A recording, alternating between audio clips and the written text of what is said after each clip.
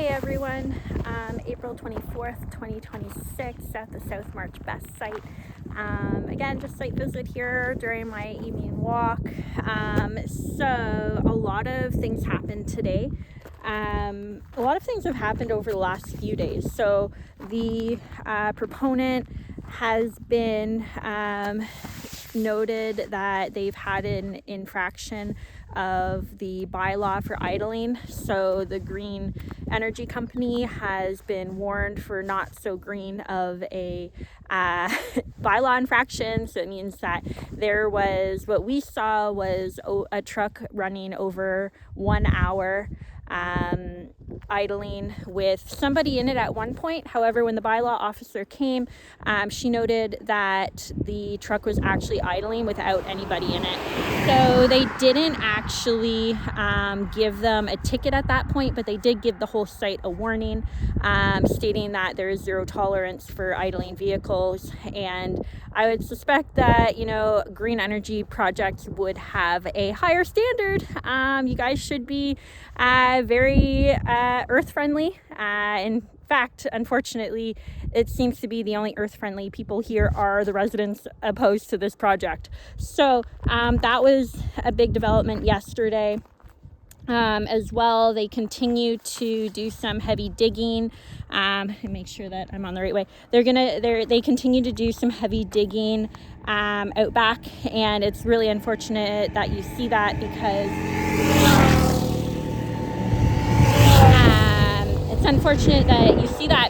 you see that the soil is literally like garden soil coming out. There's not one rock in it, and this is very standard to the class 2 soil that we have here. It's very rich, it's very fertile, and it does have the clay spots, but when you hit the sweet spots too, there is like wonderful like garden soil.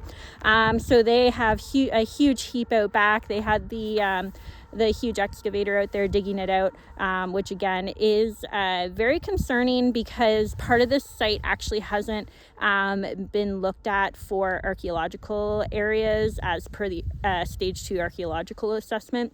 So only certain areas were assessed based on our understanding, and especially where the second roadway is, etc. That doesn't actually look like it's been assessed. So we are following up with that, trying to make sure that there are no missed archaeological finds around here.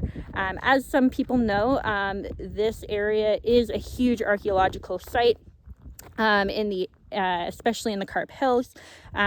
This was one of the first areas to melt after the Ice Age, and one of the first areas to be inhabited, which is under my impression. And I think that Friends of Carp Hills, has a lot of great information around that on their website. You can take a look, but I do know that there's a lot of archaeology work in these hills, and it is a very prominent place for archaeological finds. So doing this sort of excavation and digging in this area without proper archaeological assessment in any area that they're digging is quite concerning. So back to what we found today. I'm going to switch us over here. In a second. Okay, so on the site here, I was around the site here today. My pony and I were doing our workout, and whenever we have any construction in the area, because we do show in some high stressful areas, I do try to expose them to as much things as I can. So construction sites are actually really important to expose him to. So we did this when Marchhurst was going through construction, as well as Thomas Dolan, and I did ride my pony through those areas quite often. So I guess silver lining to all this construction is I have a good training area to help get pony desensitized. So I did see a lot today. I saw that there were construction workers not wearing helmets. on site, and they were not wearing helmets in their heavy equipment. I also saw an offloading of a large bulldozer, and they've already, as you saw in previous videos, there has been significant road damage in this area, and the City of Ottawa, quite frankly, isn't overly on top of it. They say that they noted it, but they actually have, I found out that they actually have I verified they have no road use agreement in place, meaning that the company does give them a lump sum of money to fix infrastructure. However, the city does not have any validated routes that they can use. They have no validated assessments, or they have no previous state of roads that they could be using, so that they can actually track the damage of the roads due to what we are expecting a very heavy use of these roads for unexpected traffic for this private project. And so that's problematic, especially because our taxpayer money does go towards this project. Does go towards the roads. So it's irresponsible for the city to not have these road agreements in place, as well as be future oriented in planning. At the end of this, Brookfield, Evolugen, whoever's paying the bill, is going to be getting all their money back for the most part, because the City of Ottawa is not going to have any proof on the actual damage that it's going to be done, because these trucks we're expecting will be traveling down Marchhurst, but also probably down March Road, Carp Road, possibly Thomas Dolan, and all these roads are now going to be newly paved, newly done. So this is concerning, and this is going to affect all taxpayers, not just taxpayers and residents around this site. This will affect your bank account personally. So again, I watched this bulldozer unload today, and we've seen these marks before.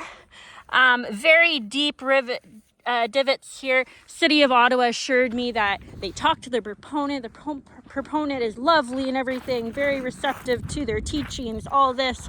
However, time and time again, we have seen this, and the proponent does the chicken and the pig, the nod and the grunt, that yes, they agree, they're wonderful. Well, I mean, we all think that Carl Hostler and Jeff Wright are all lovely people until we don't agree with them, and then they ghost us and they have nothing to do with us. So they're doing the exact same thing that they've done to our community for months now, over a year now. However, the city is still wooed by them, and they haven't gotten sick of their true colors. So these are the few little mats that they utilize to, and we're going to go back. I'm just going to, this again, damage to the road all the way across.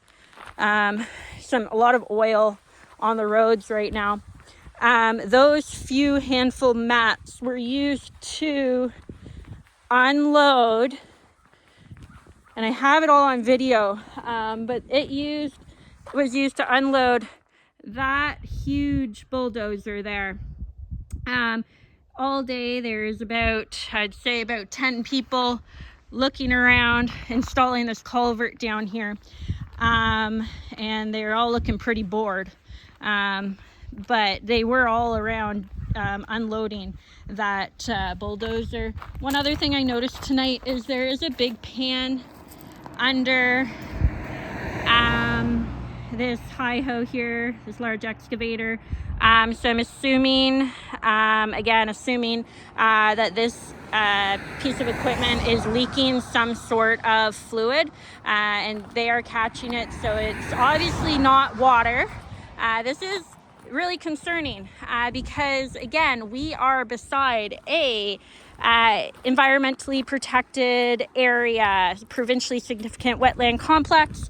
All this water in this area feeds our local wells. We are on a vulnerable aquifer, and we are in a very heavily rurally populated area. So this is concerning. Again, looking at all these oil spots and everything, a lot of grease. There's a big wad of grease there. Again, higher wear and tear on the site here in the area. Coming down here, there is also some more road damage. This is the culvert that they put in today. Again, a lot of folks, very few doing hard work. It looked like they were enjoying themselves, watching the compactor and everything. And again, I don't know what this is from, but this was in here the other day. Really deep pieces coming out of there. And again, we're already seeing this edge of the road get damaged. So it's definitely not, we're not seeing a nice clean line like we are down here. So that's the update for today. I do have a lot more stuff to chat about, but I try not to take up too much of your time, so I might try it again another day. But please, if you have any comments, questions, concerns, please leave them in the comments.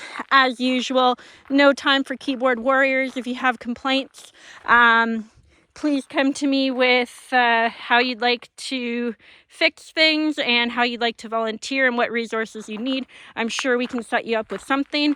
But yeah, anyways, see you later. Again, this is April 24th, 2026.